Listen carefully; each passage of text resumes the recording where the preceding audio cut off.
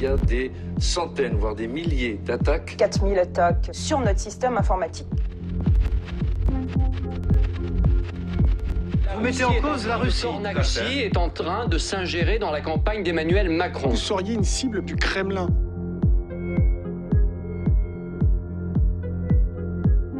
Aucun État étranger ne peut influencer le choix des Français.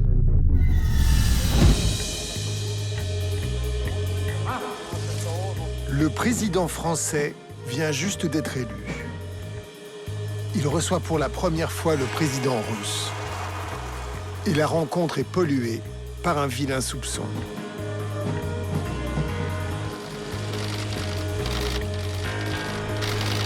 Monsieur Poutine, il y a eu cette affaire des hackers, peut-être russes, qui se seraient mêlés de cette campagne française. Comment je peux commenter un truc pareil? On dit, mais qui dit? Sur la base de quoi ils disent ça? C'est pas clair. Et puis, peut-être c'était les hackers russes, mais peut-être pas. Et de ça, vous voulez que je tire des conclusions? Xenia Fedorova, Russia Today France. Les journalistes russes ont eu des difficultés pour accéder à votre campagne. Comment vous allez traiter les journalistes étrangers? Merci. J'ai toujours eu une relation exemplaire avec les journalistes étrangers, encore faut-il qu'ils soient journalistes. Russia Today et Sputnik se sont comportés comme des organes d'influence, de propagande et de propagande mensongère, ni plus ni moins. Merci à vous.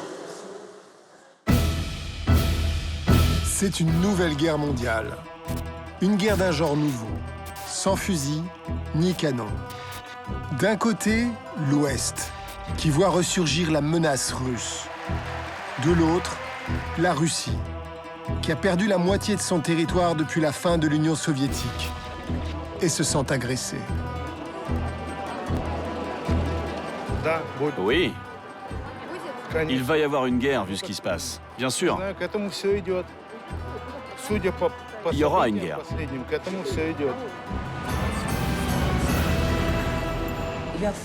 Vous vous battez pour votre pays. Vous êtes responsable pour votre pays. Donc de ce point de vue, toutes les idées, tous les moyens, toutes les possibilités sont les bienvenues. Les Russes vont apprendre à se battre avec de nouvelles armes. Aujourd'hui, des sites diffusent des fake news, des bots, des trolls qui peuvent falsifier l'opinion. Ils nourrissent des agents d'influence dans les partis politiques européens. Est-ce qu'il y a une guerre de l'information? Oui, il y a une guerre de l'information, c'est évident. Les guerres se gagnent bien plus aujourd'hui par, j'allais dire, par l'information que par des divisions de chars. Que le Kremlin ait cherché à faire du Front National la caisse de résonance de ses intérêts, c'est compréhensible. Et même de contrôler un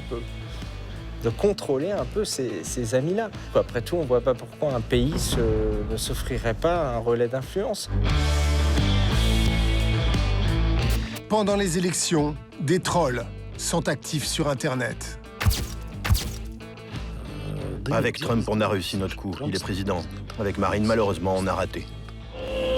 Et ils ont même embauché Sam le pirate. Vous n'arrivez pas à faire le lien entre des roubles et des pubs politiques américaines et penser, il y a peut-être un truc qui cloche. Sénateur, c'est un signe qui aurait dû nous alerter. Difficile d'apporter des preuves, car cette armée sait effacer ses traces. C'est vous qui dites qu'il y a une guerre de l'information. Moi, je ne pense pas. Et s'il y en a une, vous êtes dans quel camp?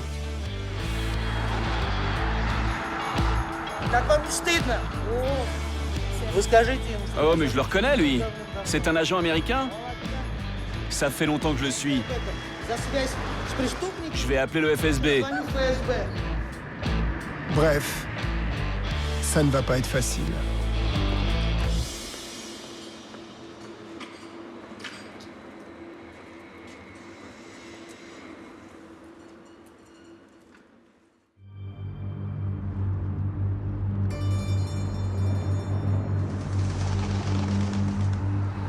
En mars 2017, le président russe Vladimir Poutine invite officiellement Marine Le Pen, la candidate du Front National, au Kremlin.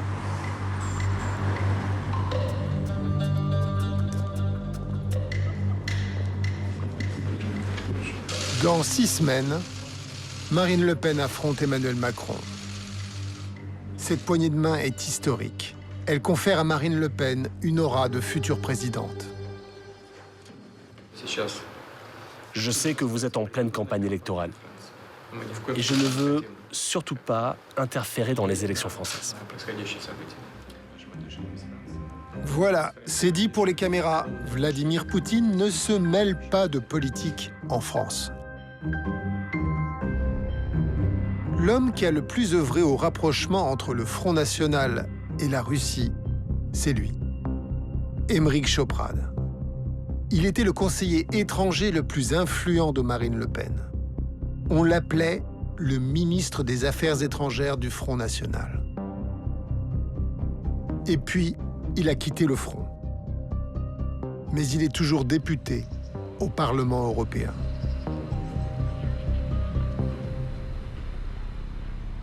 Qu'est-ce qu'ils en attendaient, les Russes, d'un contact avec le Front National? La question, c'est le Kremlin. Je crois qu'un certain nombre de conseillers du président Poutine ont pensé à un moment donné, et dans ces années-là, jusqu'à peut-être la présidentielle de 2017, qu'il y avait une possibilité que le Front National puisse arriver au pouvoir. Le premier point commun entre le Front National et le Kremlin, c'est l'hostilité contre l'Union européenne.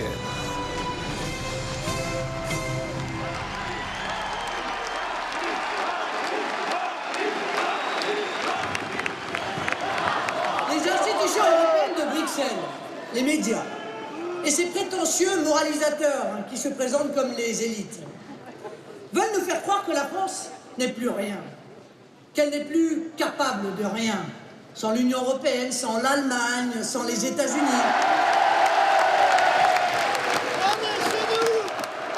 Et les électeurs du Front National sont souvent des admirateurs sans réserve de Vladimir Poutine. Avec Poutine, on peut s'entendre. C'est pas on a l'air de le caricaturer comme un despote et tout, mais non. Ce que j'apprécie dans la Russie de Poutine, c'est qu'il parle vrai, qu'il fait ce qu'il dit, et encore une fois, qu'il représente véritablement son peuple avec fermeté. Parfois, les opposants politiques qui meurent sous les balles un peu, ça arrive. Les opposants politiques qui meurent sous les balles, vous savez, il y en a partout. Hein. Il y en a en Amérique, il y en a en France, il y en a partout. Hein. C'est généralisé, ça. Et le fait qu'il y a des journalistes qui disparaissent, qu'en pensez-vous? Si les politiques arrêtaient de se faire calomnier par les médias, peut-être qu'il n'y aurait pas de journalistes qui disparaîtraient. C'est-à-dire les calomnies, les mensonges, ça. Et vous jouez avec le feu aussi. Les électeurs du Front National sont quelques-uns à être sous influence des médias russes, Russia Today et Sputnik. C'est une chaîne que vous regardez, RT? Oui, c'est sur Internet, je regarde pas la télé, moi, il raconte que des conneries.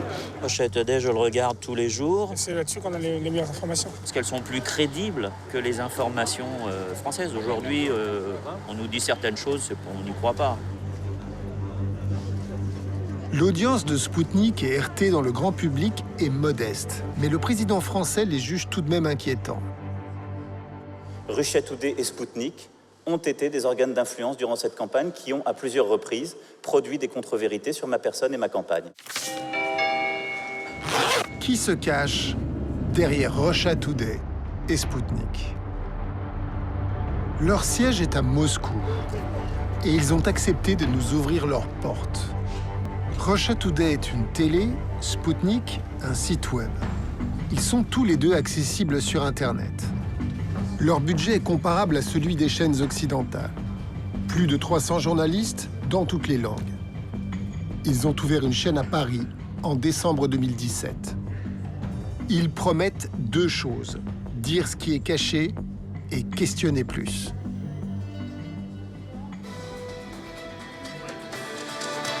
Aujourd'hui, en ouverture du Journal mondial, un nouvel épisode de la guerre de l'information. Ça se passe à Washington, lors d'une visite du ministre des Affaires étrangères russe aux États-Unis. Lors de votre rencontre, est-ce que le président Trump a soulevé des inquiétudes concernant l'interférence russe dans les élections? Comme vous le savez, les agences de renseignement américaines ont accusé la Russie d'interférer dans les élections. Est-ce que M. Trump a parlé d'interférence russe?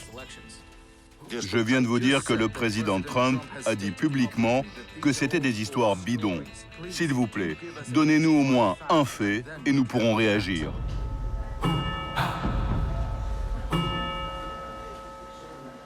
La chef mondiale de Russia Today et Sputnik, c'est Margarita Simonian, une jeune journaliste toute puissante. Dans la chaîne, on l'appelle M.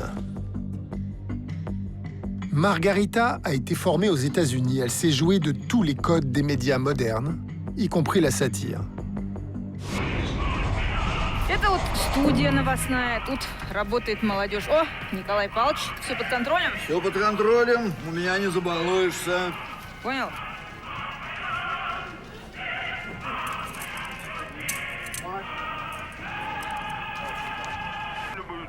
Все четко по инструкции. Есть? Так точно. Зачистим. Служу России. Это Люба наша. Она работает только по инструкции из Кремля, между прочим. Все тут строго у всех. Vladimir Poutine a créé Russia Today en 2005. 10 ans plus tard, il triomphe. Aujourd'hui, Russia Today est la première chaîne sur YouTube.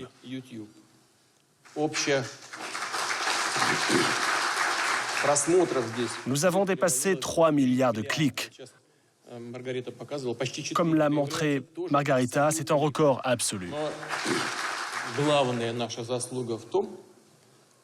Nous vous avons donné la chance de vous épanouir, de vous sentir libre.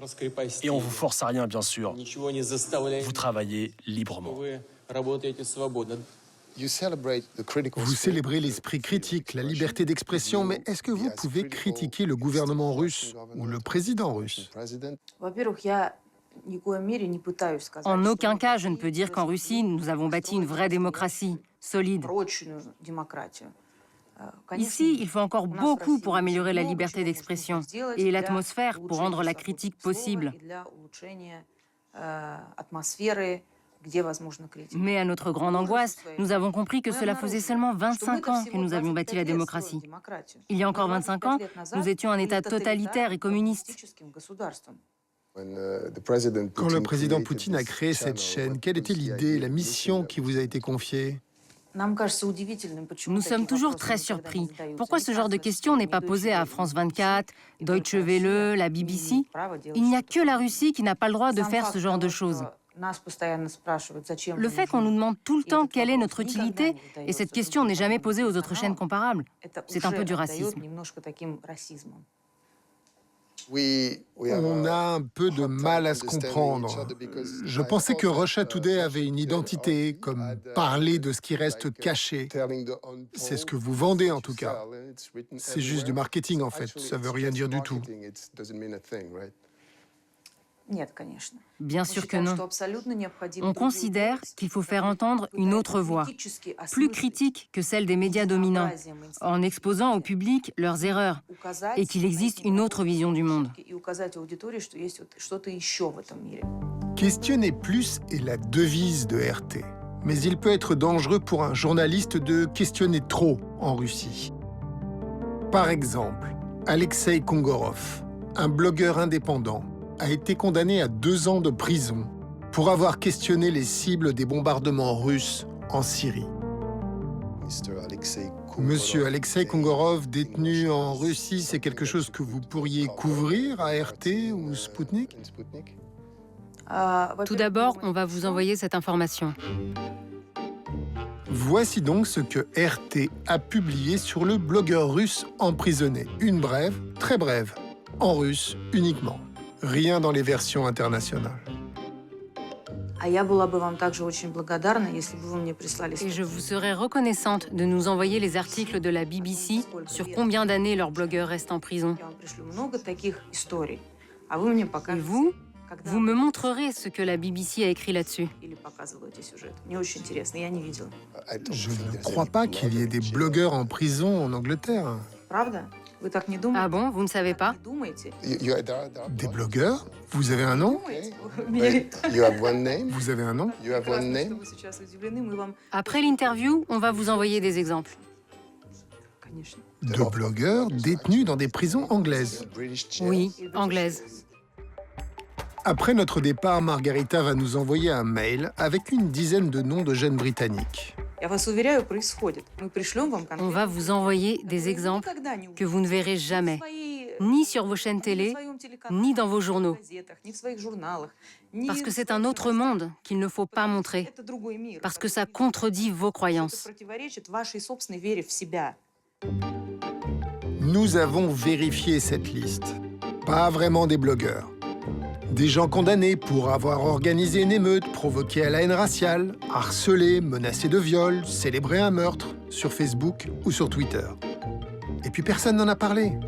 À part peut-être la BBC, le Guardian, le Mail on Sunday, le Télégraphe, l'Indépendant, c'est-à-dire toute la presse nationale.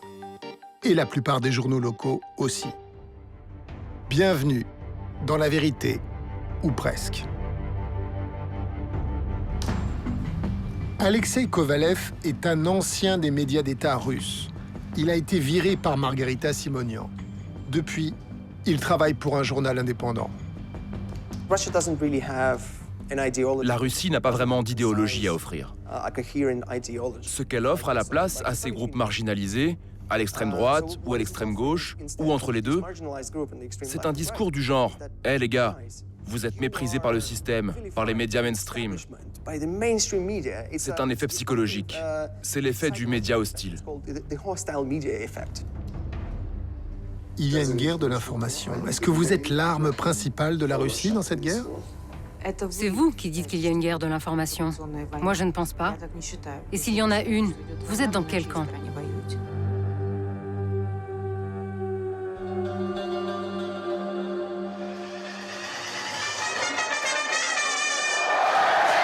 En France, les meetings d'Emmanuel Macron ressemblent parfois à un immense karaoké.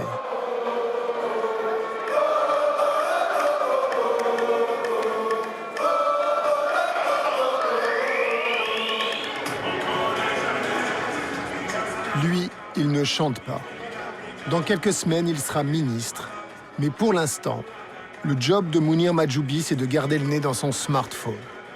Sur Internet, et presque partout, on peut tout dire avec un masque. On peut dire le pire sur chacun, tous les mensonges sur chaque projet, où toutes les paroles finissent par se valoir. Mounir tient particulièrement à l'œil les médias russes. Dans la campagne Macron, on ne leur pardonne pas un article publié par le site anglais de Sputnik. Le futur président français pourrait être un agent américain, un agent des banques. Enfin, l'article ajoute un sous-entendu perfide. Macron est soutenu par un riche lobby gay. Ça veut tout dire.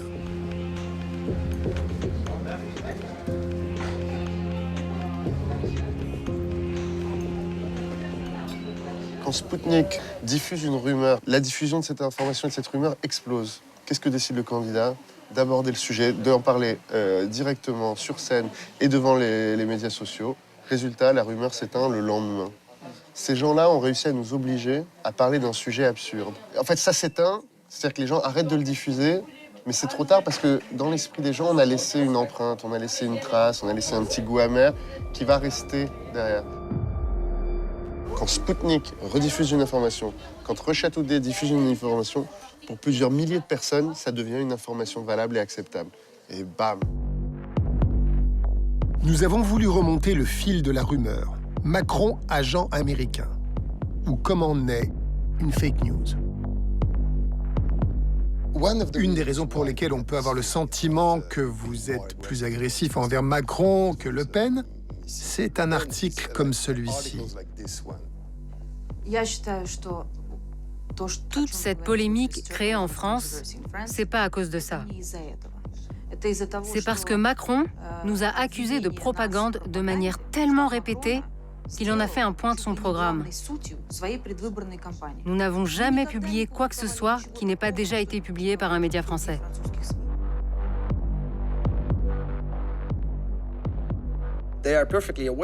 Ils sont trop surveillés et ils le savent parfaitement.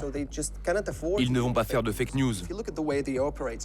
Si vous regardez comment ils opèrent, ils vont toujours utiliser des sources françaises, genre un politicien français ou un journaliste qui disent que Macron est un agent des Rothschild. Ils ne l'assumeront jamais eux-mêmes. En l'occurrence, ici, l'article repose exclusivement sur les accusations d'un député pro-russe de la droite française, Nicolas Dhuicq. Ils ont invité Nicolas Dhuicq pour ensemble lui faire dire ça. Et donc, Russia Today dit, et Sputnik dit, attention, nous on a juste posé une question à quelqu'un qui nous a donné une information et on a diffusé cette information, c'est tout. Donc en fait, ils l'ont construite. Ça, c'est la fabrique de la fausse news qui est proche de la news. Bon, qu'est-ce qu'on en fait de ça ? Nous avons remarqué Benjamin sur Internet. Il appartient à une communauté qui partage beaucoup les informations russes sur les médias sociaux. Benjamin ne croit plus à la télévision. Quand vous voyez une information de cet ordre-là, vous pensez quoi? Vous pensez c'est vrai Déjà, c'est écœurant, pour commencer. Ouais. Et puis, il y a une part, je pense, de vérité, parce que de toute façon, M. Macron est passé de salarié, entre guillemets, associé gérant chez Rothschild, qui est quand même la plus grosse banque mondiale où il se passe tout un tas de choses. Enfin, je veux dire, les Rothschild sont quand même connus pour avoir fait pression sur tout un tas de sujets. À mon sens, c'est une petite oligarchie Une petite oligarchie, pour rappel, c'est un groupe d'amis qui se partagent l'argent et le pouvoir. Et ils nous disent toujours, Macron, c'est le plus beau, c'est le plus gentil, il faut voter pour lui. Donc, si effectivement c'est vrai, ça ne m'étonnerait pas. Vous êtes sûr que c'est vrai? Ah non, je suis pas sûr que c'est vrai, je me dis que c'est possible. Et ça suffit pour mettre la petite graine dans la tête? C'est-à-dire? C'est un autre problème que RT et Sputnik exploitent. La défiance de plus en plus grande vis-à-vis des médias. La gauche, par exemple, elle croit que la Russie se bat contre la domination financière mondiale, celle des banques, tout ça.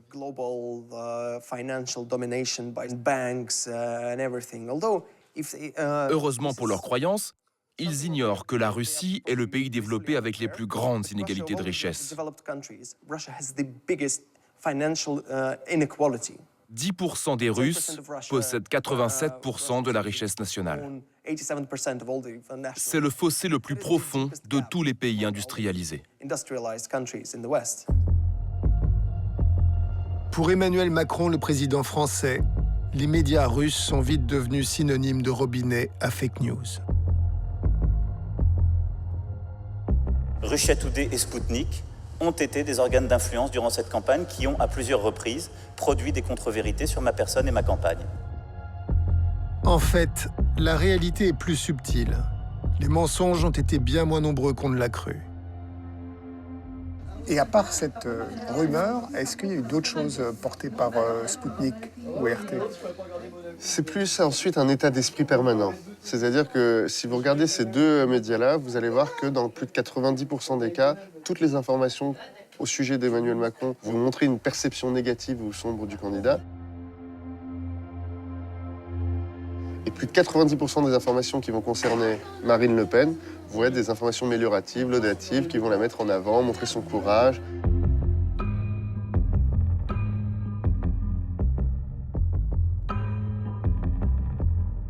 Parce que le meilleur moyen de tuer une entreprise, c'est de tuer ses clients. Parce qu'on sert le kiki des Français de plus en plus.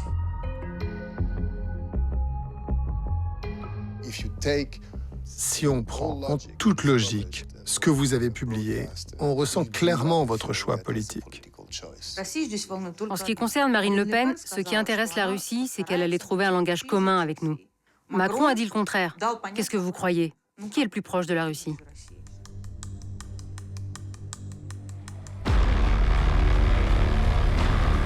Le 28 avril, la guerre totale est déclarée. Russia Today et Sputnik se voient interdire l'accès aux meetings du candidat Emmanuel Macron. Madame Brahim, en parlant de démocratie, est-ce que vous allez enfin accepter d'accréditer RT pour les meetings de M. Macron? Madame Brahim? Macron nous a refusé l'accréditation. Et dans presque tous ses meetings, il nous a accusés de fake. RT et Sputnik contre-attaquent en montrant leurs journalistes bloqués sur leur chaîne mondiale dans toutes les langues.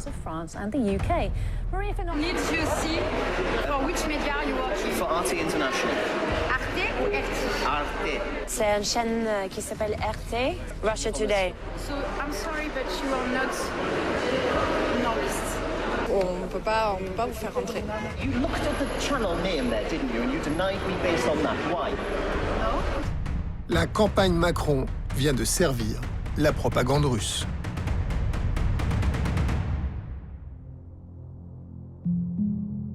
RT et Sputnik ne sont que le visage public de la machine d'influence russe.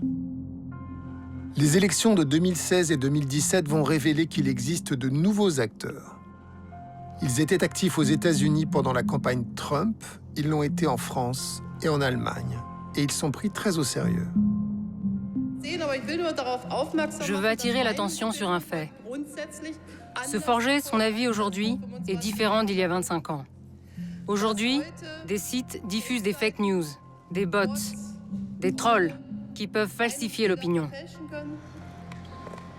Un nouveau monde, de nouveaux mots. Ces nouveaux guerriers envahissent l'espace virtuel où nous passons désormais la moitié de notre temps. Besoin d'un lexique. Troll, agent d'influence sur les réseaux sociaux. Fake news, autrefois mieux connu sous le nom de mensonge. Hacker, pirate masqué qui détourne données et situations. Mème, image, slogan qui devient viral sur les réseaux sociaux.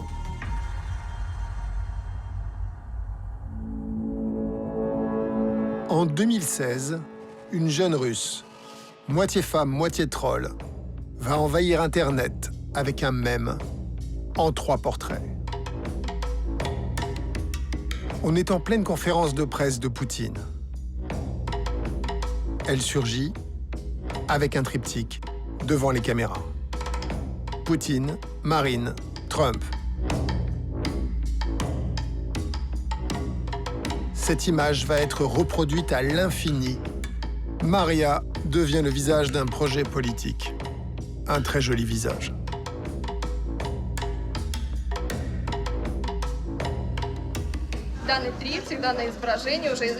C'est évident, ce triptyque. Il est connu dans le monde entier. Tous les médias, presse écrite ou télé, ont montré ces images. Elles parlent d'elles-mêmes. Pas besoin d'expliquer plus ou de faire de commentaires. Évidemment, on savait que ça allait provoquer une certaine résonance. Ce triptyque, c'est le nouvel ordre mondial.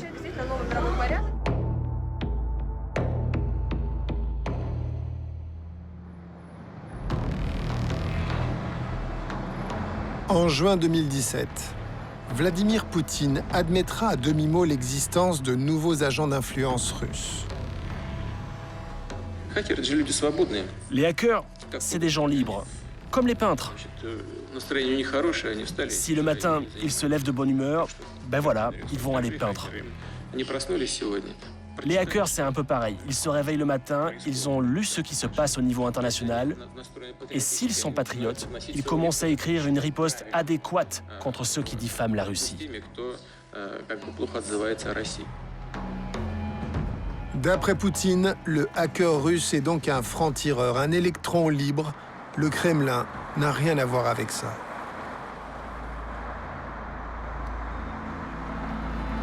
Pour comprendre qui maîtrise cette nouvelle propagande russe, il faut s'intéresser à un homme qui sort rarement de l'ombre et ne donne jamais d'interview à la presse étrangère. Konstantin Rykov. Ne pas se fier à son allure d'adolescent attardé. C'est un homme clé.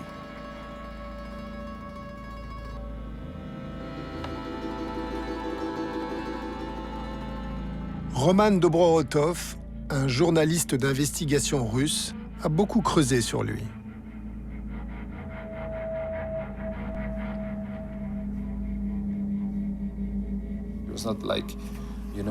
Il n'était pas comme ceux qui ont un poste officiel ou une mission dans le cabinet du président.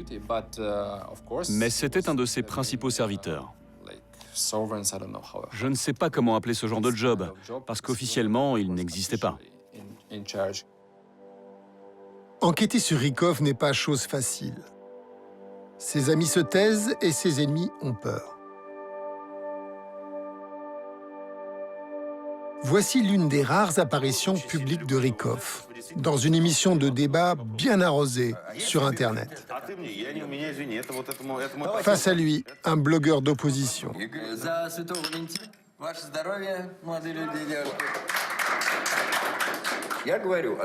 J'affirme que tu reçois des budgets énormes de propagande pour créer des campagnes de dénigrement. Je te pose la question. Après tout ce qu'on s'est dit, après tous nos compromis, tu continues à croire que je suis derrière tout ça. Je dis que tu es le général d'une armée qui compte beaucoup de bases.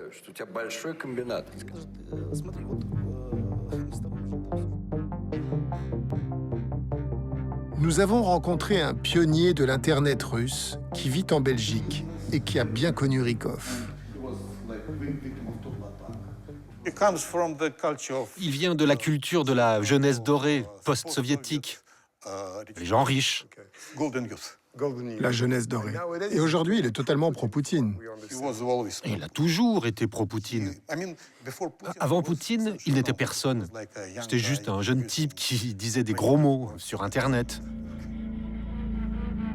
C'est à la fin des années 90, devant les caméras, que Rykov propose ses services à Poutine. Tous les jours, il y a 11 millions de personnes qui utilisent Internet. C'est un univers parallèle. Ils ont leur propre culture. Et ce sont souvent des patriotes. Qu'est-ce que vous pouvez leur conseiller? Je voudrais vraiment que ce milieu que vous êtes en train de créer réponde aux plus hauts critères de la morale et de l'éthique. En ce qui concerne la morale et l'éthique, Rykov va prendre quelques libertés avec les consignes. Il devient député turbulent du parti de Poutine et millionnaire. En juin 2016, un site américain, Daily.com, enquête sur l'origine de sa fortune. Ils affirment qu'elle provient d'un site de rencontres tarifé, Dosug. Sur Dosug, vous pouvez trouver des partenaires pour toutes sortes d'activités sportives ou culturelles.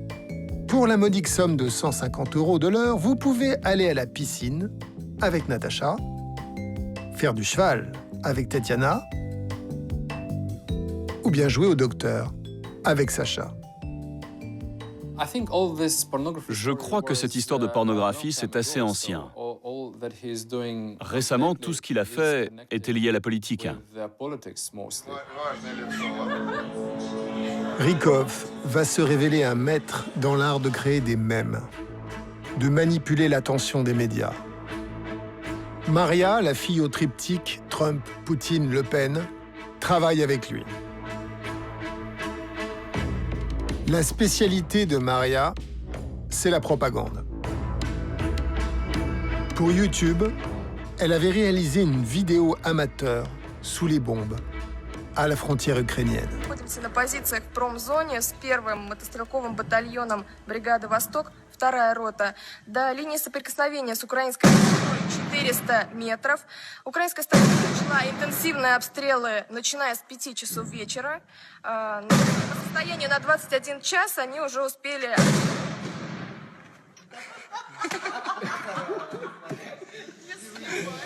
Maria est en studio. La vidéo est bidon. Elle finira par fuiter, sans mettre un terme à sa carrière. Le boulot de Maria, c'est de poser dans la lumière, pendant que Rykov, lui, reste dans l'ombre. That's the guy.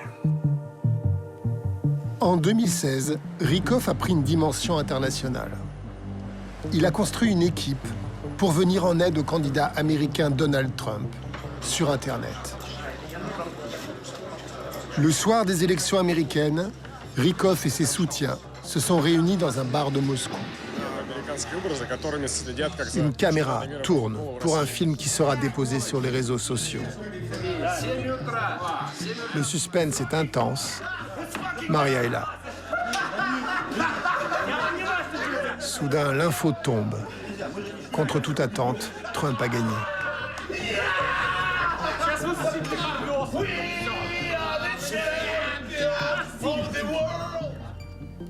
Débordé par l'euphorie, 6 jours plus tard, Rykov va livrer une étrange confession sur sa page Facebook. Il laisse entendre qu'il a participé à une opération de manipulation pour Trump. En 4 ans et 2 jours, il fallait pénétrer le cerveau de tout le monde et s'approprier les moyens de masse de perception de la réalité. Rykov peut bluffer pour se faire mousser, ou peut-être dit-il la vérité. Toujours est-il qu'il organise une immense fête à Moscou pour célébrer la victoire de Trump. Thème de la soirée, les hackers russes ont fait gagner Donald Trump.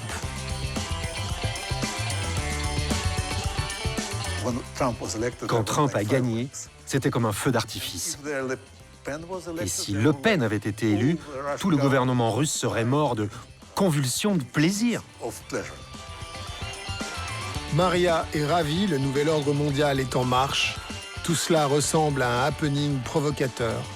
Mais 1 an plus tard, on découvrira que les trolls russes ont bel et bien été actifs.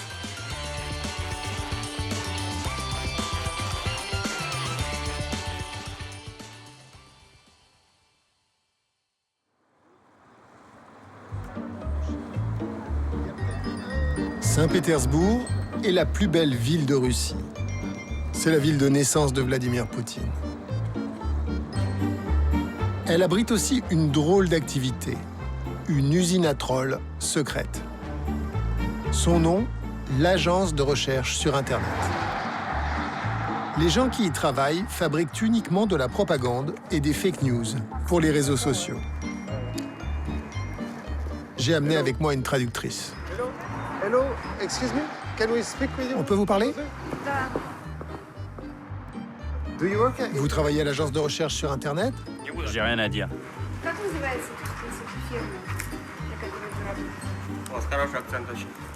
Qu'est-ce qu'il a dit? Que j'avais un bon accent. Nous avons finalement trouvé un jeune homme qui a travaillé dans cette usine à trolls pendant 4 mois en 2014, au début de la guerre en Ukraine. Il travaillait en russe pour les Russes. J'ai répondu à une offre d'emploi pour être créateur de contenu. Au bout de 2 jours, j'ai compris que ça clochait. Je l'ai compris dès l'entretien. La sécurité était super dure. Dès la première journée, on m'a confié un site comme s'il s'agissait d'un site ukrainien. Et on m'a dit, trouve des infos sur l'Ukraine, tu les mets à notre sauce russe et tu les publies sur le site. La ligne officielle, les trolls doivent aller la chercher dans un site créé par Rykov. Est-ce qu'il y avait aussi des choses qui étaient, ou un département qui était dirigé vers l'autre Europe, la France, l'Angleterre, l'Allemagne, etc. J'ai vu qu'il y avait des annonces où ils cherchaient des gens qui pouvaient écrire en ukrainien et en anglais. Soi-disant pour créer du contenu, mais ça voulait dire faire le troll en fait. C'est comme le travail d'une prostituée. Tu travailles, mais tu n'en parles à personne.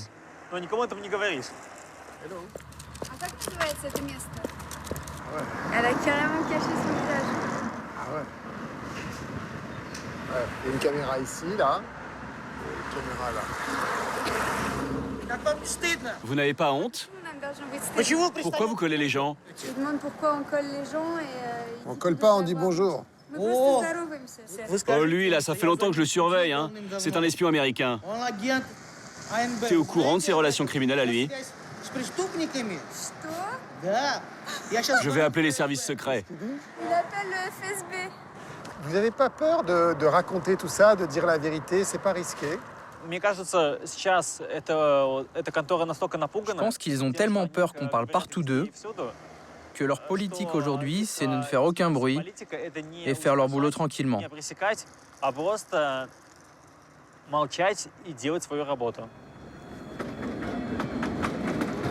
En banlieue de Saint-Pétersbourg, nous retrouvons Ludmila Savchuk, une journaliste qui a infiltré l'usine à trolls en 2015. Elle a pris quelques images en caméra cachée.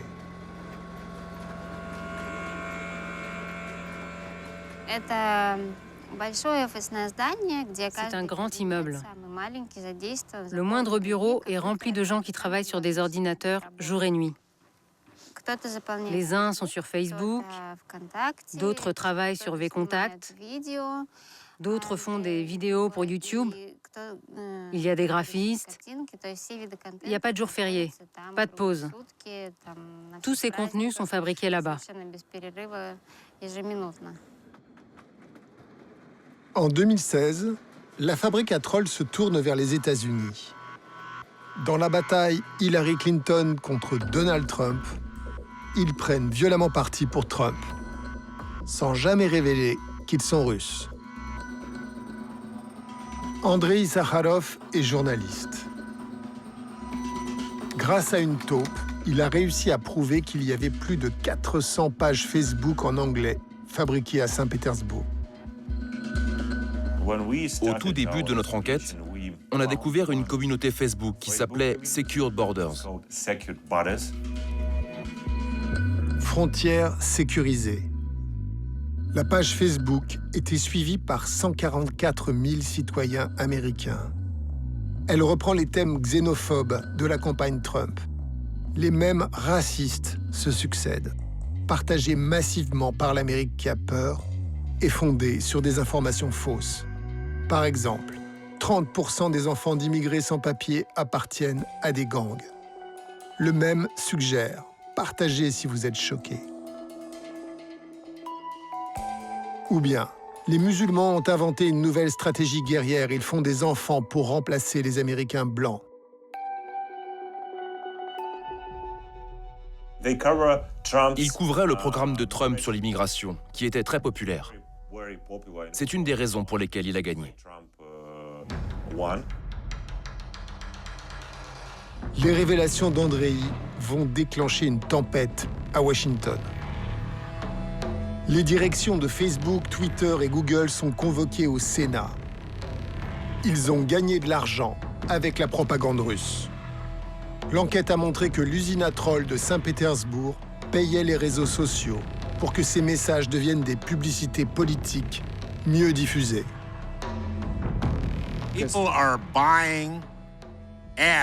Des gens payent des pubs avec des roubles. Ce sont des pubs politiques. Vous croisez des milliards de données tout le temps. C'est ce que vous faites. Les trucs les plus sophistiqués jamais inventés par l'homme.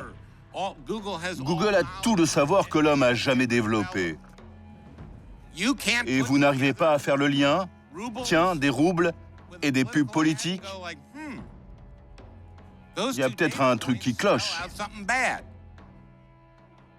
Sénateur, c'est un signe qui aurait dû nous alerter. Et avec le recul, on l'a raté. Facebook aurait aussi dû se méfier de Sam, le pirate. Mais oui, Sam, celui qui tire sur Bugs Bunny. Un mème circulait expliquant que Sam serait désormais interdit à la télé parce qu'il portait une arme. Ce mensonge cible les propriétaires d'armes à feu pour les inciter à voter Trump. La fake news sera partagée par 215 000 personnes et vue des millions de fois. Elle venait de Saint-Pétersbourg. Ces profils Facebook, Twitter et Instagram, créés par la fabrique à trolls, ont été vus entre 30 et 50 millions de fois durant la campagne électorale américaine. Quel impact réel sur l'élection de Trump ont eu les trolls russes? Difficile de l'évaluer. Mais ils auront nourri abondamment la campagne de l'extrême droite américaine en faveur de Trump. Ainsi, au Texas, ils réussissent à organiser à distance une manifestation raciste et une contre-manifestation de musulmans. Ils ne sont pas très nombreux, mais c'est suffisant pour sidérer les sénateurs américains. Des trolls russes ont encouragé les deux camps à se battre. Ils ont créé de la division au sein de vrais Américains. Et la fabrication de cet incident à Houston ne leur a coûté que $200. Et voilà la beauté du truc. $200, à peine le prix d'une Lada, en très mauvais état. Qui payait les salaires pour l'usine à trolls? L'entreprise de Evgeny Prigojine. C'est qui? C'est lui qui assurait la restauration des rencontres officielles au Kremlin. Ah, en fait, c'est le grand cuisinier du Kremlin? Oui, il travaillait pour le Kremlin. Il a ouvert une chaîne de restaurants à Saint-Pétersbourg qui marchait très bien dans les années 90. Officiellement, le cuisinier du Kremlin nie toute implication dans la fabrique de trolls et refuse de répondre aux demandes d'interview.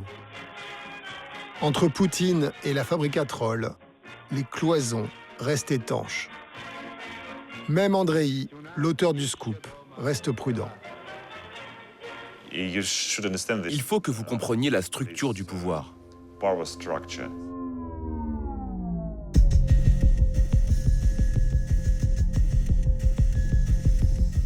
Il y a le tsar et des cercles étroits qui ont une délégation de pouvoir au nom du tsar.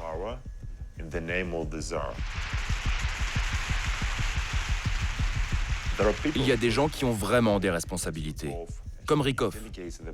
À eux, il a délégué du pouvoir. Mais lui-même ne descend pas de ce cercle très souvent. Pour votre presse, il est facile de mettre Poutine partout, parce que c'est vendeur. Vous trouvez qu'on va trop vite? Oui, parfois trop vite. Ça lui donne aussi beaucoup de pouvoir à Poutine en Europe, parce que les gens pensent qu'il est tout-puissant. Vous, les Européens, vous grandissez son pouvoir. Vous dites, il est responsable de ceci, responsable de cela. Il devient comme le grand méchant des contes pour enfants. Le personnage dont les enfants ont très peur.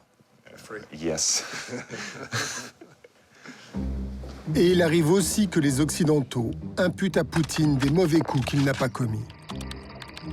L'erreur la plus spectaculaire a été publiée par le journal américain le Washington Post. En décembre 2016, ils annoncent que les hackers russes viennent de pénétrer une centrale électrique aux États-Unis, dans le Vermont. Et ils s'émeuvent. Toute l'électricité américaine pourrait être à la merci des Russes. En réalité, l'information est fausse. Quelques jours plus tard, le Washington Post doit démentir son propre scoop. D'après des sources proches de l'enquête, il semble qu'il n'y ait pas eu d'attaque de hackers russes contre une centrale dans le Vermont.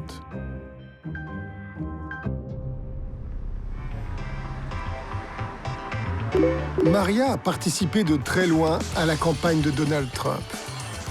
Elle va s'engager à fond pour celle de Marine Le Pen en France. Le 27 mars, elle part pour Paris. Il reste 6 semaines avant l'élection présidentielle française.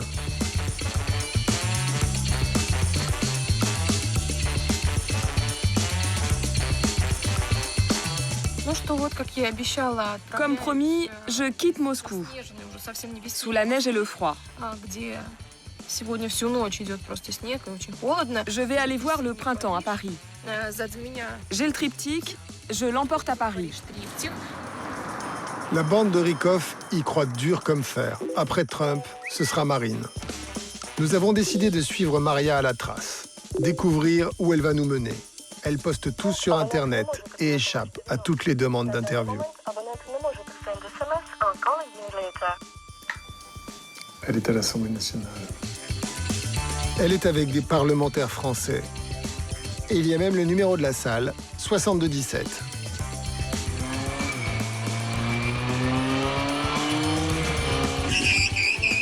À l'Assemblée nationale, on tombe sur une rencontre du dialogue franco-russe.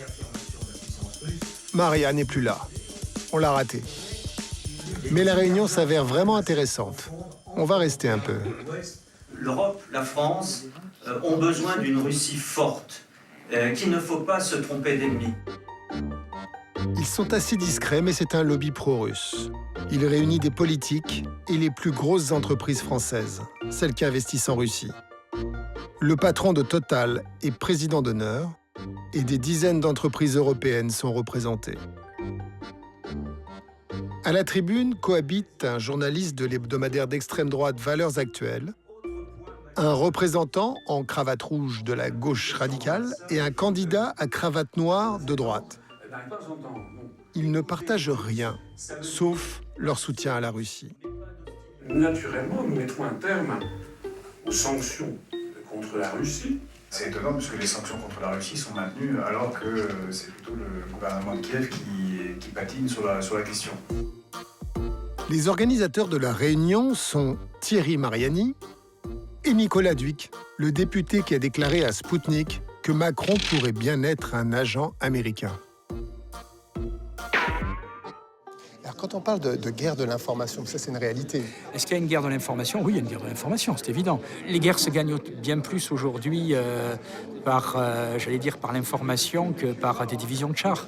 Et être présent dans les médias, ça fait partie, alors appelez ça soft power comme vous voulez, mais ça fait partie des choses qui aujourd'hui sont indispensables. C'est plus important que la guerre militaire elle-même. C'est la continuation de la guerre militaire avec moins de dégâts. Les élections, là aussi le fantasme de Poutine influençant des élections, alors que chacun sait que les États-Unis n'ont jamais influencé la moindre élection dans le monde. Voilà, là aussi double standard. Oui, l'information, ça fait partie aujourd'hui, je ne dis pas de la guerre, mais ça fait partie des instruments d'influence. Il y a une jeune fille qui s'appelle Maria Katasonova, vous n'avez pas... C'est pas vrai. Ça fait la deuxième fois qu'on demande. C'est une grande blonde très russe qui a une exclusivité avec RT et Sputnik. Une exclusivité C'est original, ça. Apparemment, je ne suis pas le seul que Maria fait courir. Elle finira par m'envoyer un message personnel. Quelle chance! Samedi, je serai à Bordeaux. Pour le meeting de Marine Le Pen? Oui. Vous allez montrer le triptyque? Peut-être.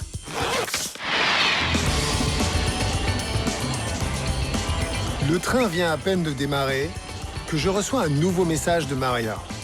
Je suis désolée, mais je suis obligée d'annuler. Ça m'embête vraiment. Je découvre qu'elle a été reçue par Marine Le Pen. Devant des caméras russes, elle lui a offert son fameux triptyque. Voilà pour le spectacle. Merci. C'est trop beau. C'est super.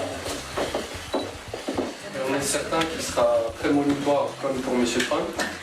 Je suis contente. Et au détour de la conversation, Maria lâche une phrase importante. Nous faisons tout ce que nous pouvons pour vous aider, sur Internet et sur les réseaux sociaux.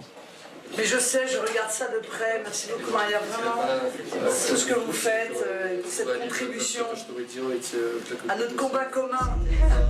Marine Le Pen et Maria partagent une conviction et une méthode. Le véritable contre-pouvoir aujourd'hui, c'est Internet. Ce sont les réseaux sociaux. C'est vous, en somme. Vous qui pouvez librement vous exprimer, trouver toutes les informations, même celles qui dérangent le système. Comme Trump, Marine Le Pen disqualifie les médias dans ses meetings. Les médias se déchaînent pour tenter de nous atteindre de leurs flèches venimeuses.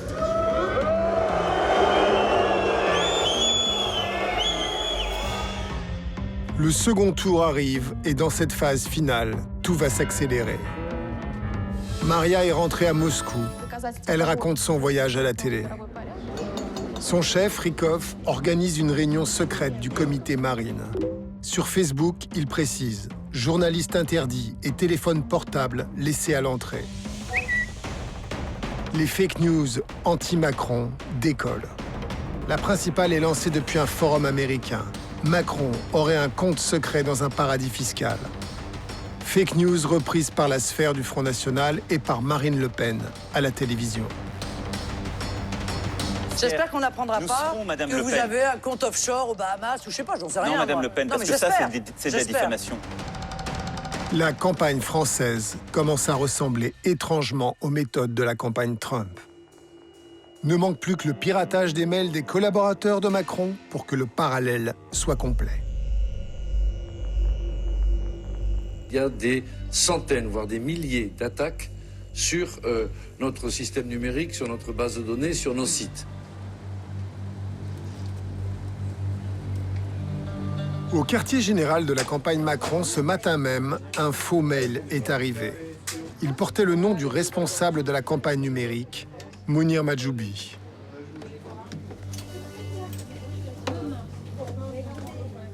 Moi, je m'appelle Mounir Majoubi. L'adresse mail s'appelait Mounir Majoubi. Donc, à une lettre près, ça passe.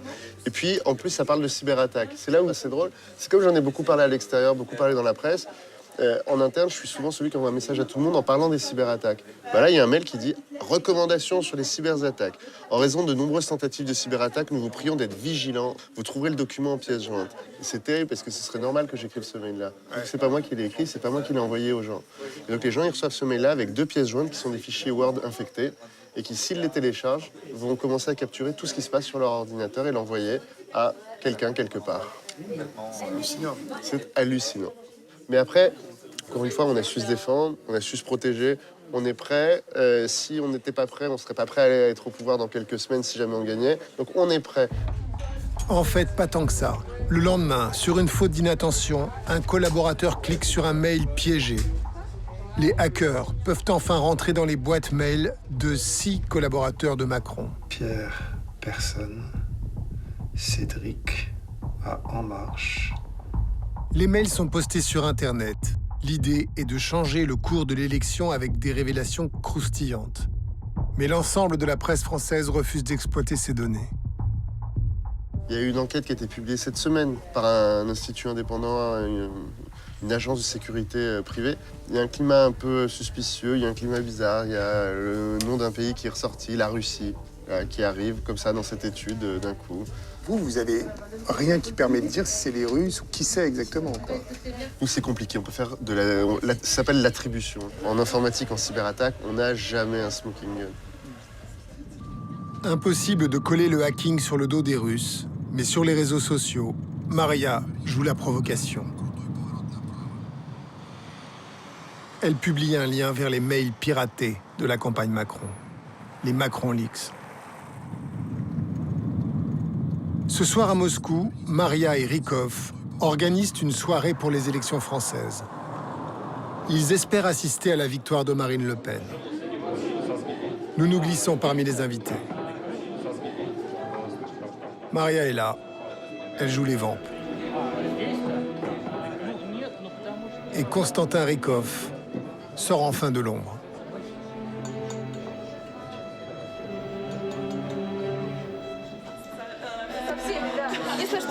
Maria est à portée de micro.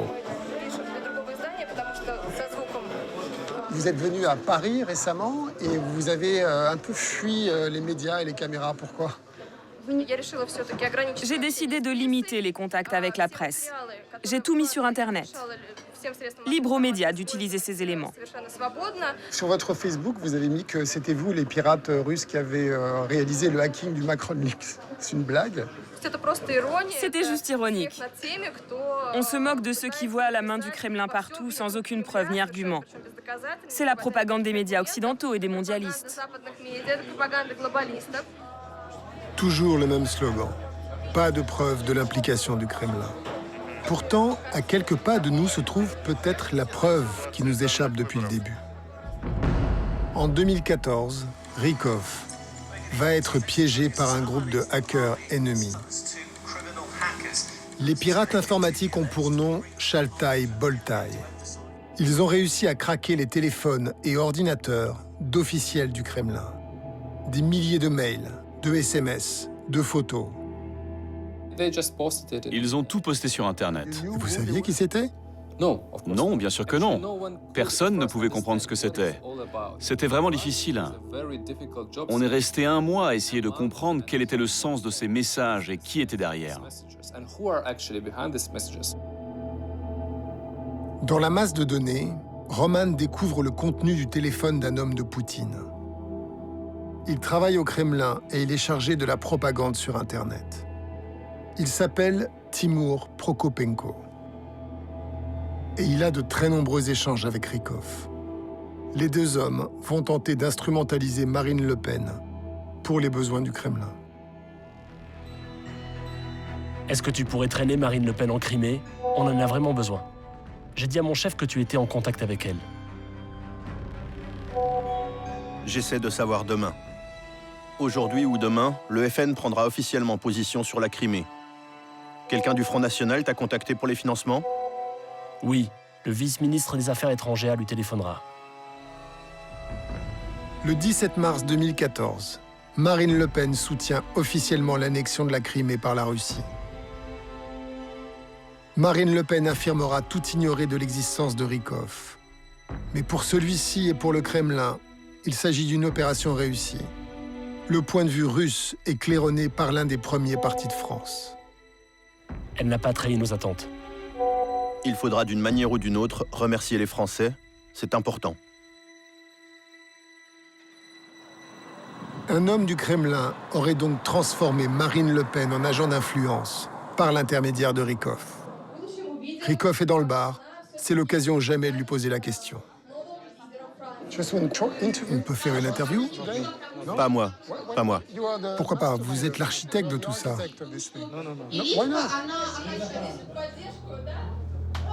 Rykov passe l'essentiel de son temps dans cette alcôve, dont l'entrée semble gardée. Sur la scène, Maria fait le spectacle. Je décide de me glisser. Juste une question. Sur Internet, j'ai vu que vous aviez un échange avec Prokopenko du Kremlin pour aider Marine Le Pen. C'est pas moi. C'est pas vous. C'est un fake. C'est un fake. C'est des gars qui ont inventé cette histoire avec Prokopenko.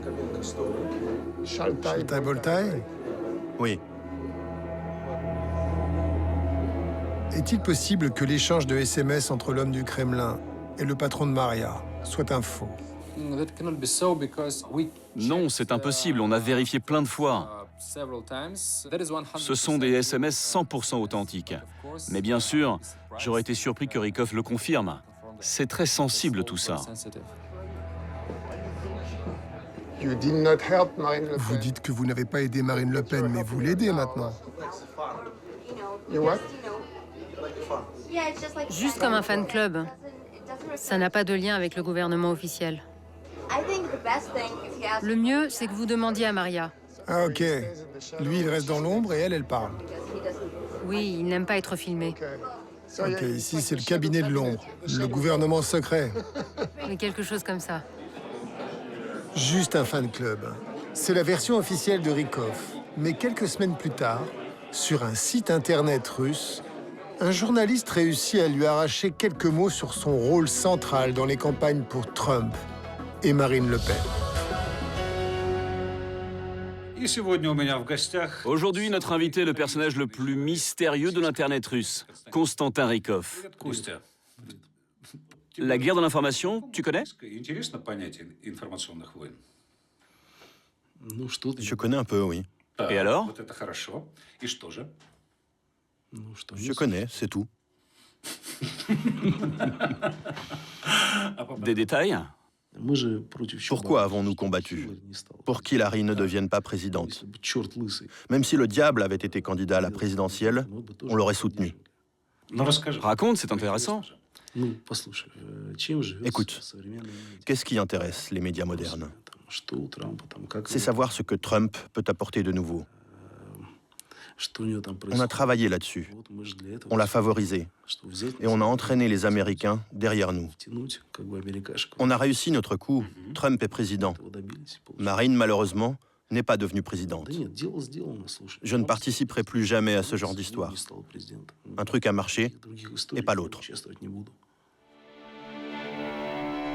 L'histoire aurait pu se terminer là, sur une manipulation ratée et une moue déçue de Maria.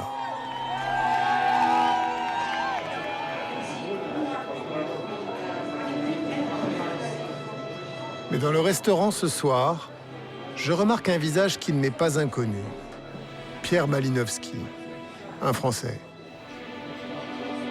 Cet ancien militaire est assistant de Jean-Marie Le Pen. il est très souvent en Russie. Il admire éperdument Poutine. Coup de chance, c'est un fumeur. J'échange quelques mots avec lui dehors. Il lâche un scoop sans faire trop attention. Poutine, en fait, je pense, c'est un stratège.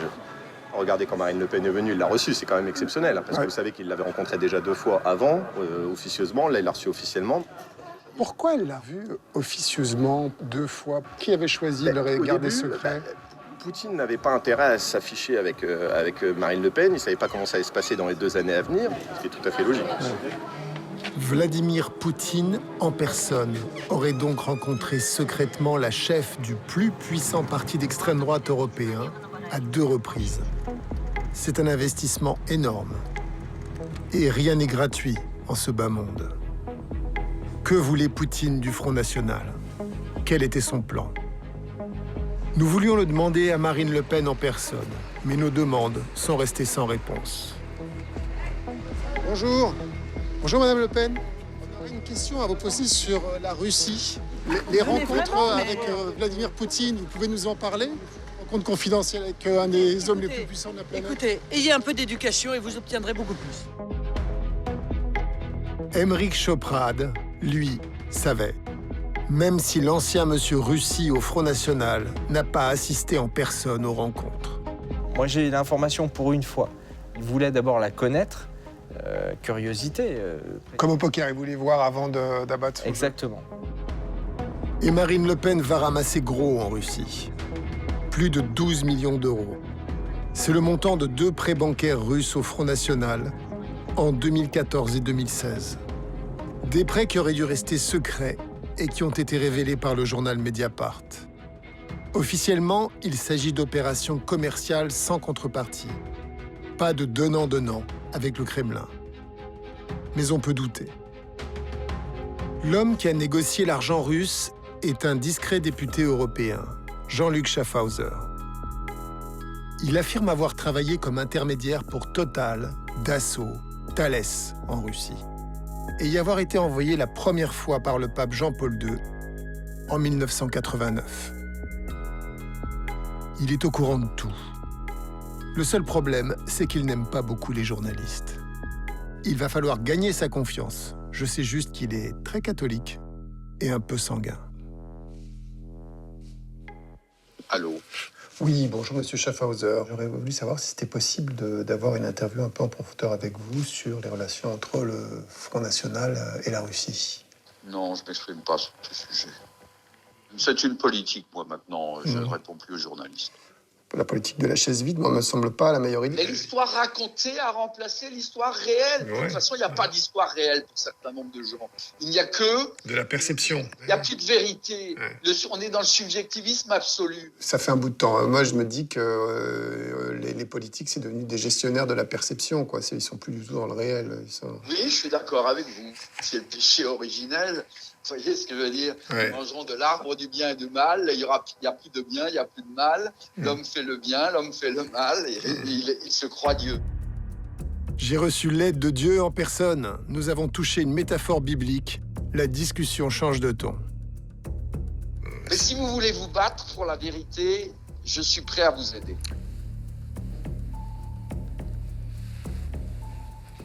Selon nos informations, Marine Le Pen a rencontré à 2 reprises Vladimir Poutine.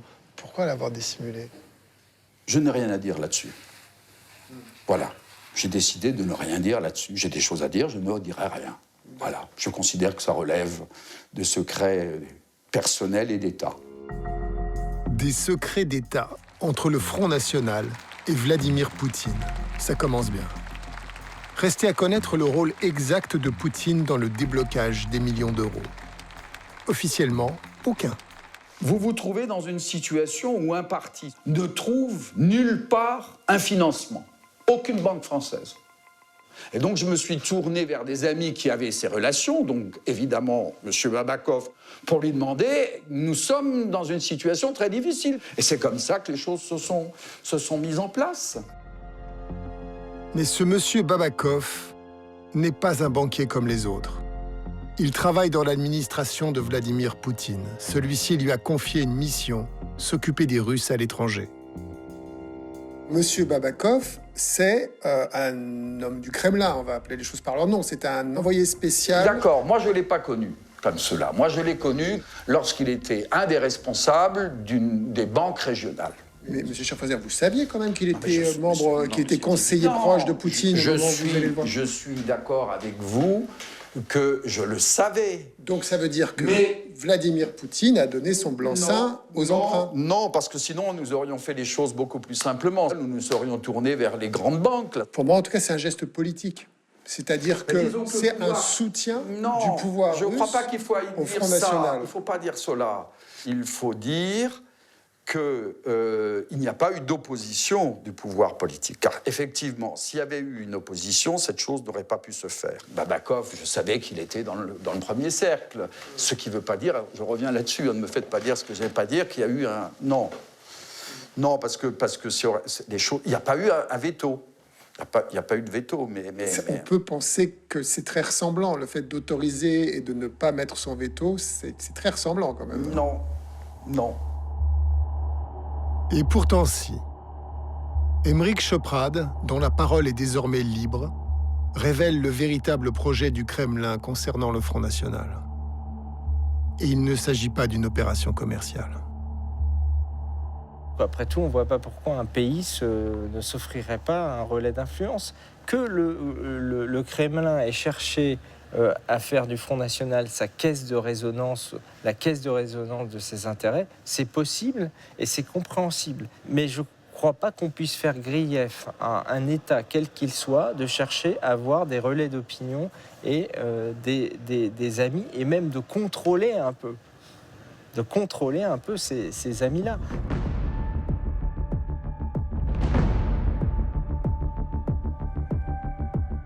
Ayons une analyse équitable des choses et regardons ce que nos amis américains font eux aussi.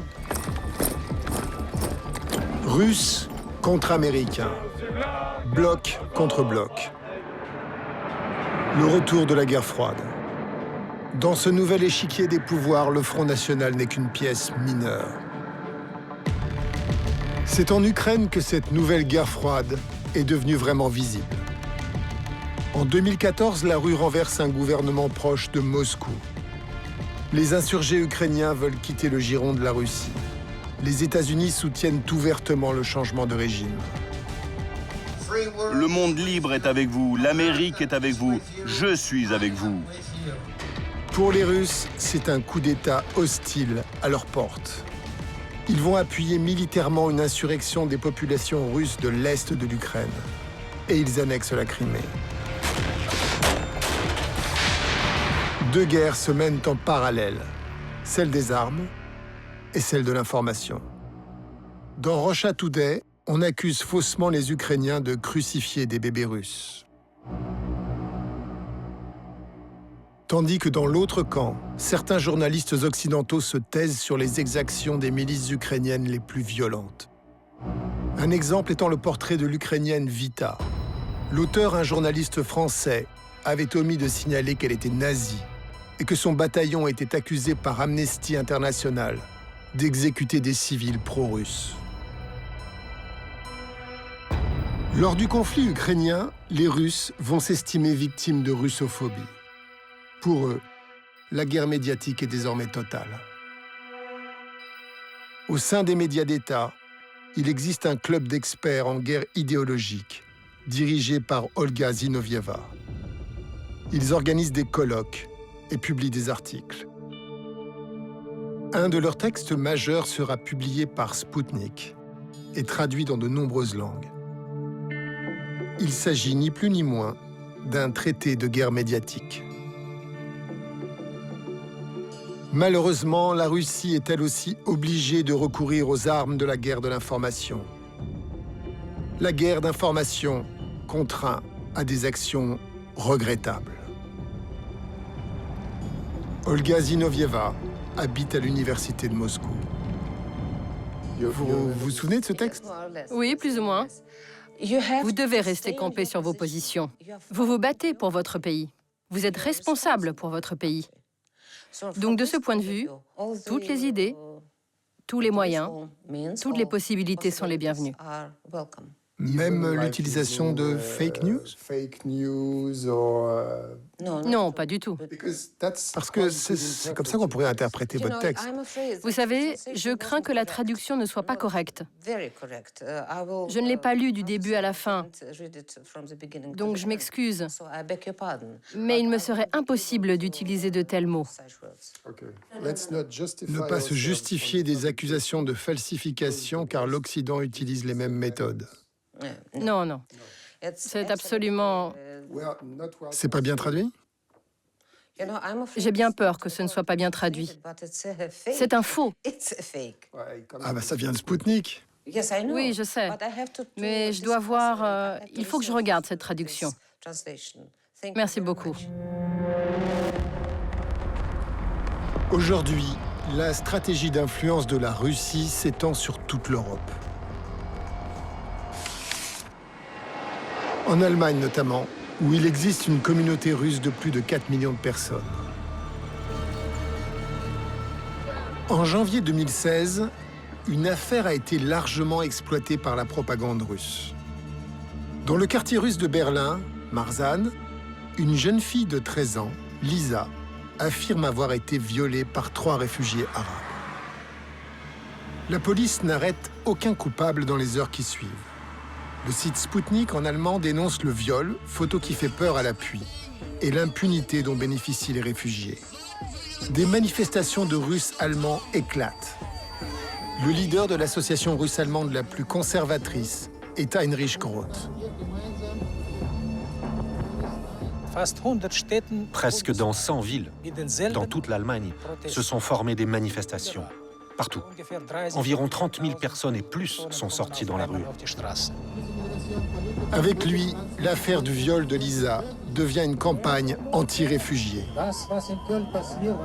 Depuis la nuit du Nouvel An à Cologne, il y a eu presque 1000 femmes allemandes victimes de violences de la part des réfugiés. C'est une catastrophe.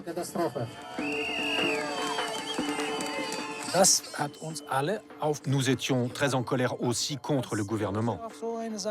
Et cela avait un rapport avec les migrants, dans tous les cas. Les migrants étaient un point brûlant pour nous. C'est un sujet qui énervait tout le monde.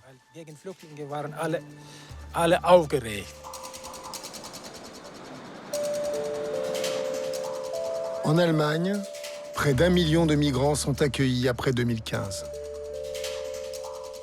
Un sujet dont va s'emparer l'extrême droite et la propagande russe.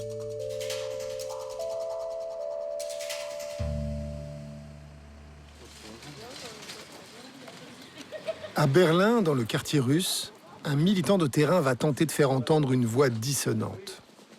Alexandre Reiser est russe lui aussi. Il dirige une association multiculturelle très active. Il est connu dans la communauté. Et il se rend lui aussi aux manifestations, jusqu'au jour où il craque. Le gars à la tribune, il criait « Notre fille Lisa a été violée pendant 30 heures par 5 Arabes !» Il donnait tellement de détails, ça m'a énervé. Alors j'ai crié au milieu de la foule « L'enquête, elle doit être faite.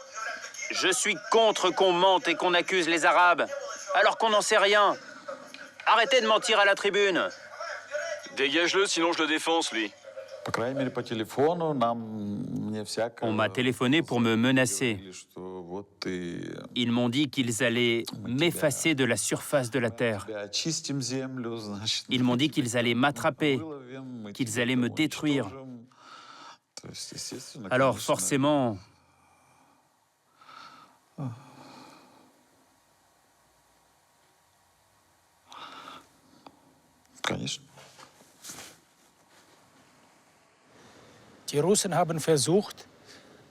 Les Russes ont tout de suite mis les faits sur la table. Plusieurs chaînes russes l'ont fait dès le début. Un sujet de la principale chaîne de télévision russe, très regardée, va mettre le feu. La police les couvre. Les policiers ont mis la pression sur l'enfant et l'ont forcé à dire que c'est elle qui a séduit ces hommes. 2 semaines plus tard, l'affaire change de dimension. Le plus proche collaborateur de Vladimir Poutine, le ministre des Affaires étrangères russe en personne, se prononce officiellement sur l'affaire de la petite Lisa. Il est évident que la fillette n'a pas disparu de son plein gré pendant 30 heures. La vérité et la justice doivent triompher dans cette affaire.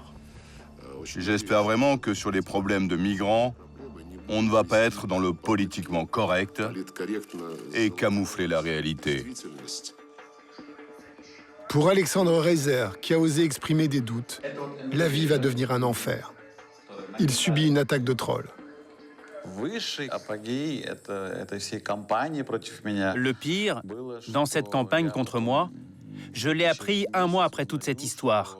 Un faux profil à mon nom a été créé sur un réseau social. Un profil où on disait que j'étais gay. Non seulement un gay, mais une caricature de gay. Regardez, c'est moi avec les fleurs et c'est écrit « Je suis homo et j'aime ça ». Et il y a mon adresse et mon numéro de téléphone. Venez me voir à cette adresse. L'homophobie est très présente dans la société russe. Quand on sait qu'une personne est gay, elle perd toute sa crédibilité. Parce que cette personne devient un citoyen de seconde classe. Ça sert à rien de lui parler. C'est un gay.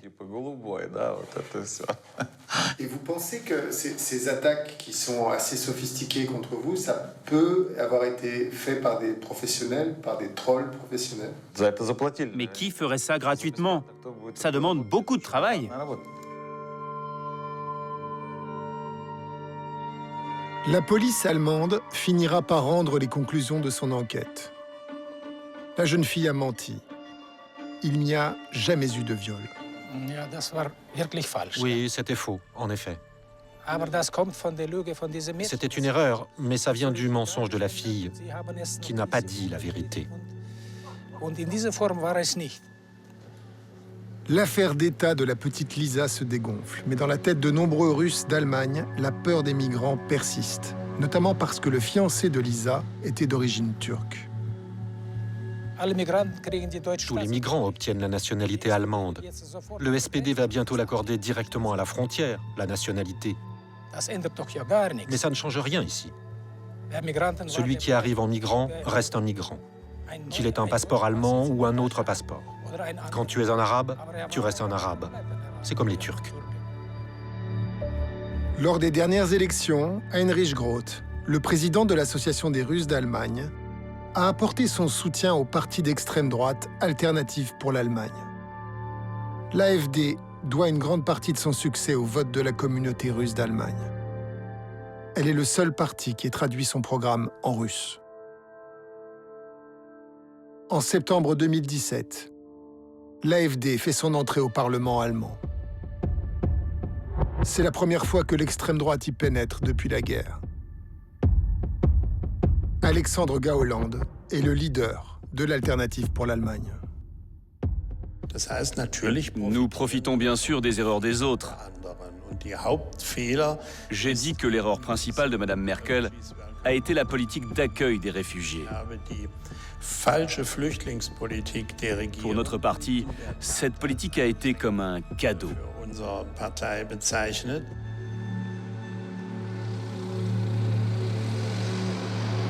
En Allemagne, la peur des migrants et des musulmans s'exprime ouvertement chaque lundi depuis 2014 dans la rue.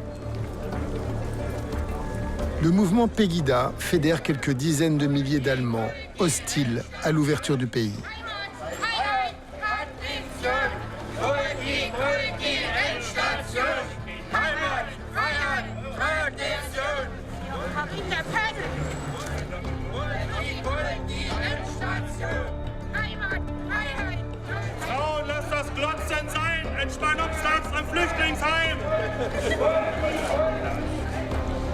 Au milieu des manifestants, on aperçoit des drapeaux russes.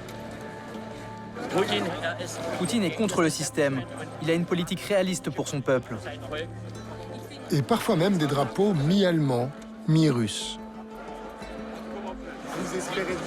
Vous espérez une aide des Russes dans votre combat? Oui, j'espère. Ce ne sont pas nos ennemis, c'est pas la Russie qui nous agresse.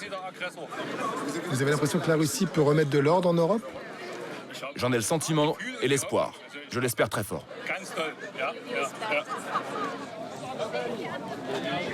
Aujourd'hui, il y a aussi Lutz Bachmann, le fondateur de Pegida. Depuis des révélations de la presse le montrant déguisé en Hitler, il n'aime pas beaucoup les journalistes. Bonjour, on peut vous poser une question? Nein. Ouais, warum? Nein. Nein. Bachmann finira par s'exprimer dans son discours. Je vais vous dire ce que je ressens, moi, depuis les attentats. J'ai l'impression d'être déjà en guerre. Et quand on est en guerre, on peut limiter jusqu'à un certain degré la liberté de religion.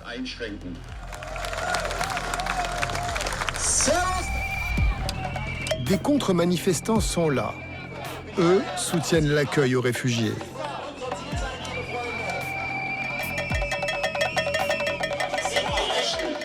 Ne pensez surtout pas que vous allez réussir à déranger notre manifestation. On est déterminés. C'est nous les vrais patriotes.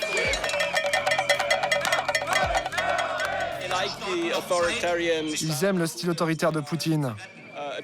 Ils sont attirés par les mouvements nationalistes.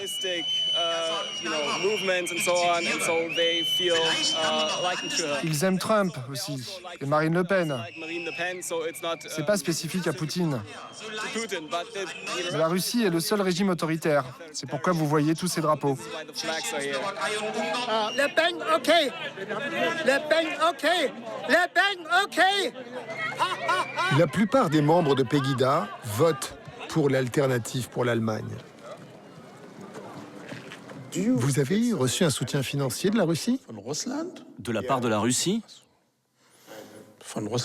Nous n'avons aucune relation financière avec la Russie. Et à la différence du Front National, nous n'avons jamais demandé d'argent. Personnellement, je n'ai connaissance d'aucun soutien financier de la part de la Russie.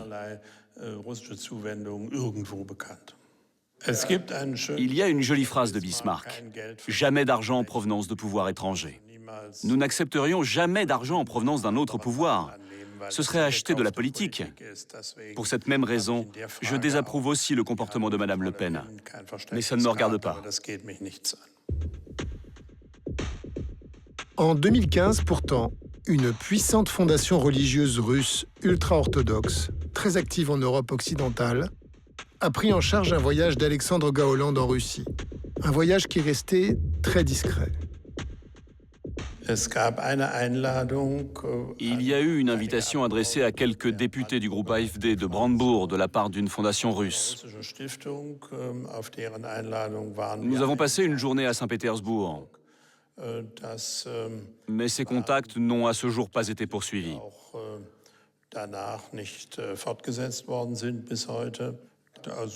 C'était une discussion tout à fait normale, qui a duré la matinée. Il y avait des gens que je ne connaissais pas, des gens du Parti Russie Unie et un conseiller en politique étrangère de Poutine, dont j'ai oublié le nom. Je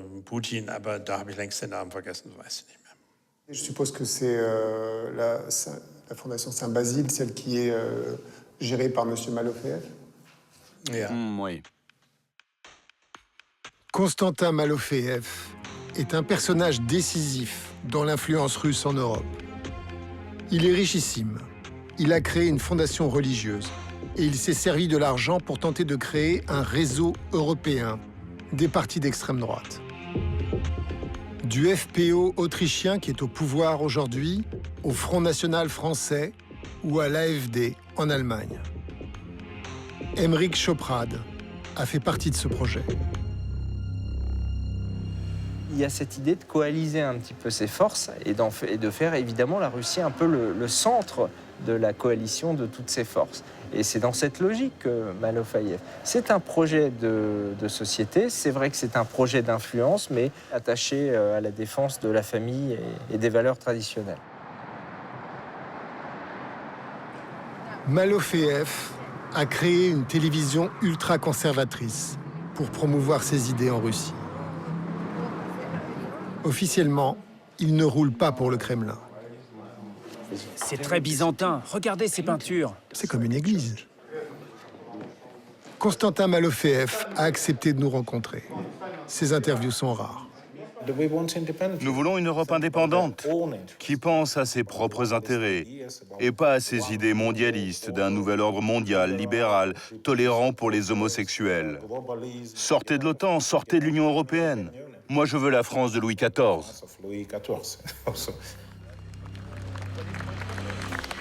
En France, Malofeev a discrètement aidé Jean-Marie Le Pen en 2014.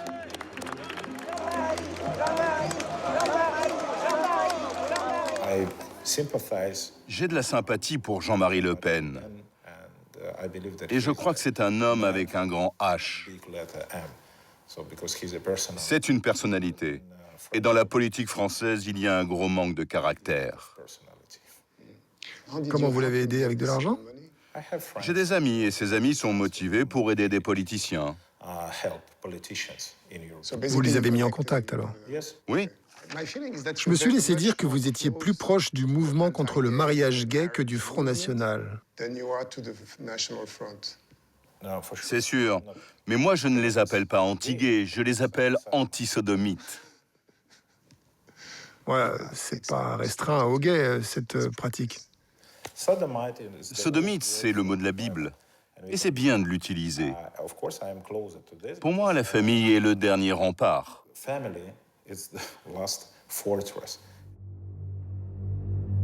En 2013, en France, des manifestants contre le mariage gay se tournent ouvertement vers la Russie. La Russie est un pays qui défend encore la famille et le mariage. Or, les atteintes aux droits de l'homme se multiplient en France. Nous avons découvert que Malofeev avait financé certains d'entre eux, notamment une association dirigée par Fabrice Sorlin, un catholique ultra. Poutine, aide-nous! Poutine, aide-nous! Est-ce que vous accomplissez une partie de l'agenda de Poutine? Je vous le demande très franchement. Peut-être, mais pas parce qu'il me l'a demandé. C'est ma vision, je suis très indépendant.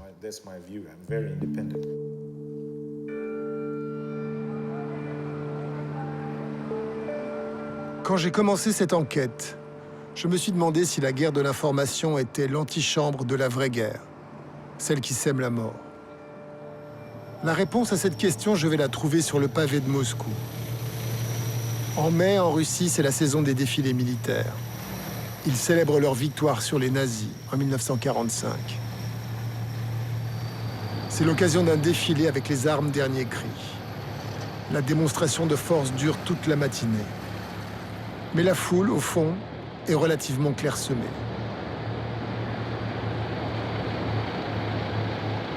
Dans l'après-midi, il y a un autre défilé. 700 000 personnes, sans canon et sans blindés.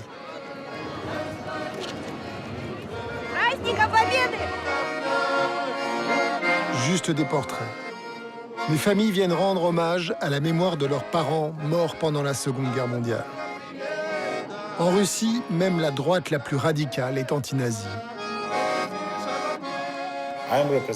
Je représente un peuple qui a souffert du nazisme, plus que n'importe lequel.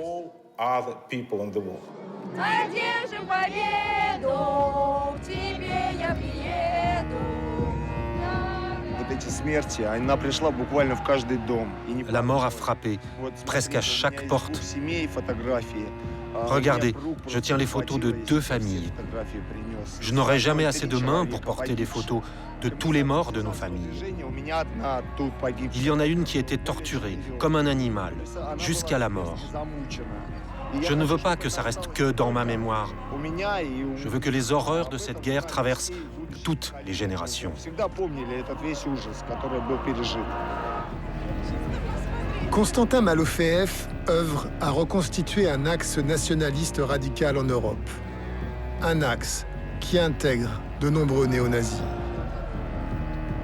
Je peux vous montrer quelques images? Ceci a été filmé le 1er mai au meeting de Jean-Marie Le Pen. Bleu, blanc, rouge, la la France aux Français. Écoutez ce gars. Macron, je le ferai en voyage en Pologne. Hein. En aller simple. À Auschwitz. Et puis, il y a des grandes douches aussi. Il y a des grandes douches, 6 étoiles. Je suis national-socialiste, mon pote. Islam hors d'Europe. Islam hors d'Europe. Moi, je ne trouve rien à reprocher à Jean-Marie, là. Vous avez juste fait un film avec un type dans la foule. J'ai pas de doute que le type que vous me montrez a l'air d'un nazi. Vous savez que parmi les fondateurs du Front National, certains d'entre eux ont été à la Waffen-SS, comme Léon Gauthier. Vous êtes conscient de ça? Je pense qu'on ne peut pas blâmer les gens pour leur passé 50 ou 60 ans plus tard.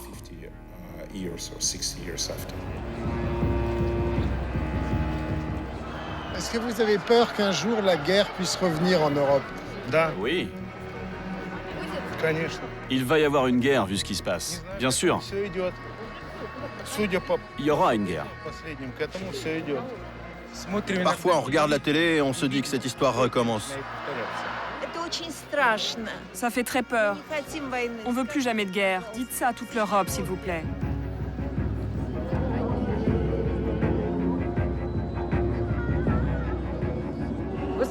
Il était coiffeur. C'était un papa comme les autres, avec 3 enfants. Le seul souvenir de mon papa. Je suis très triste, il me manque tellement. Vous savez, ce sentiment terrible quand une personne vous manque et vous vous rendez compte qu'il ne reviendra jamais. C'est affreux. C'est mon seul grand souvenir de lui. Merci de nous rendre visite. Bon courage, beaucoup de bonheur à vous. Je vous souhaite de ne jamais connaître ce que nous avons vécu.